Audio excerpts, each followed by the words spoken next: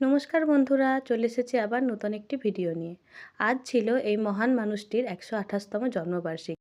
তাই সকাল সকাল বেরিয়ে পড়েছি স্কুলের উদ্দেশ্যে।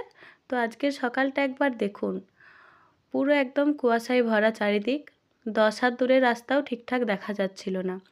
রীতিমতো গাড়ির হেডলাইট জ্বালিয়ে, ফোর ইন্ডিকেটার জ্বালিয়ে আমাকে আজকে যেতে হয়েছে স্কুলে।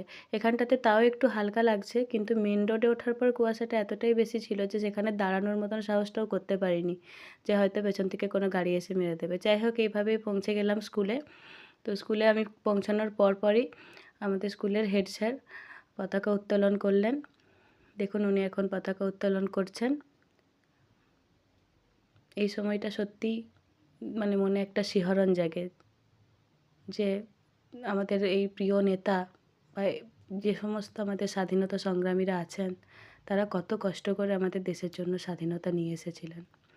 আমার ছাত্রছাত্রীরা সব লাইন করে দাঁড়িয়ে গেছে। ওরা জয় হিন্দ ধ্বনি ও তার সাথে বন্দে মাতরম ও নেতাজির নামে বিভিন্ন রকম স্লোগান দিচ্ছে। সেগুলো ভিডিওতে আর ক্যাপচার করা সম্ভব হয়নি। এরপর আস্তে আস্তে সমস্ত টিচার ও স্টুডেন্টরা নেতাজির ছবিতে ফুল ও মাল্যদান করেছে।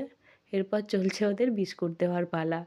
এইগুলো দেখলে আমাদেরও ছোটোবেলার কথাগুলো মনে পড়ে যায়, সেই লাইন দিয়ে দাঁড়িয়ে বিস্কুট বা জিলিপি নেওয়া। তো যাই হোক, চলুন এবার বাড়ি ফিরতে হবে। আজকের মতন এটুকুই। জানাবেন ভিডিওটি কেমন লাগলো।